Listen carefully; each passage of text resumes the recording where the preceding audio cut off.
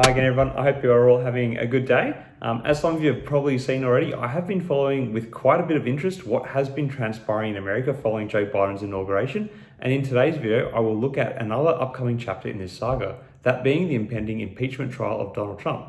So for this video, I'm going to briefly uncover a few reasons why I think President Trump won't be impeached and why I think Joe Biden has made a good political and social play with his position over this whole affair. As highlighted in an earlier video, I think there are some constitutional issues with the impeachment trial to begin with, considering that Donald Trump is now a private citizen.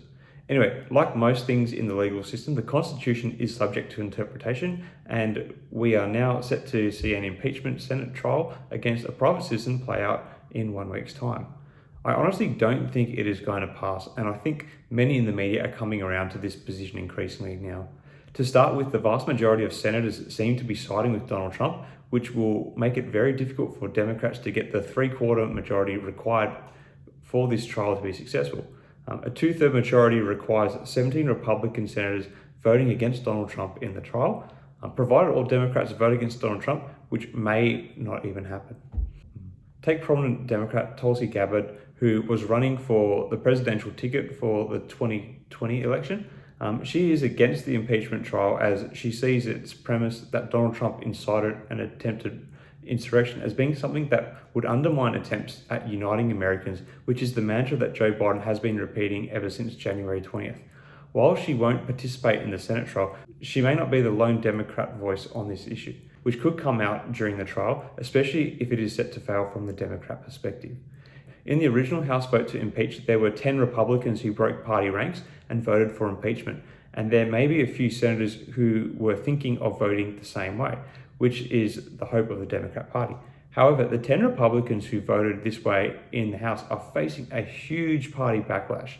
They have lost support from their voter base, and many already have other alternative Republican candidates who are gaining a lot of support, fronting to replace them as the official party candidate in the 2022 midterm elections.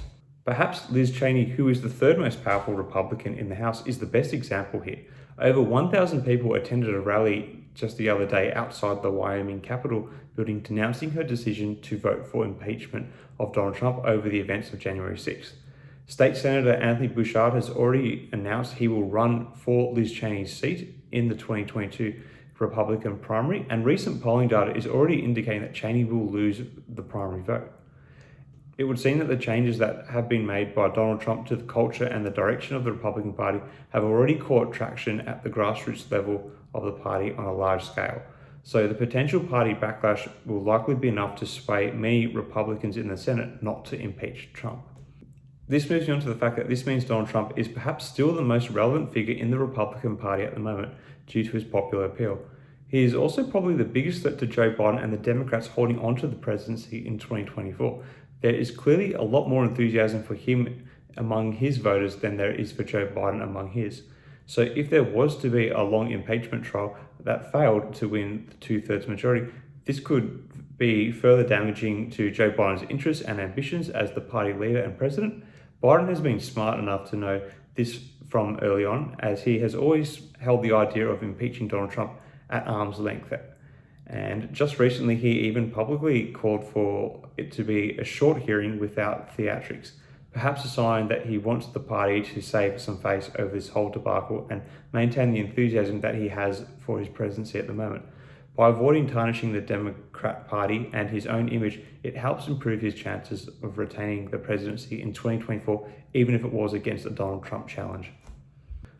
Also, by not inserting himself directly into the discourse around the impending trial, Joe Biden shows that he is someone who is happy to let procedure take its place, a sentiment which is a core value for the majority of Republican voters, which does score him a few points, be it slightly tarnished points, in his aim for bringing about a sense of unity to America. Anyway, that's about all I have for this video. What do you guys think? Will Trump be impeached, or do you think the writing is already on the wall and this trial is going to end up another charade and waste taxpayers' time and money? Let me know in the comments below. Thanks again for watching and tuning in. I hope you enjoyed this video. Please feel free to subscribe to the channel. I aim to get some content out pretty much every day on here. I'm really thankful for all the support you guys have been showing me to date. It's what gives me the drive to continue to add here. Thanks again. I'll see you next time.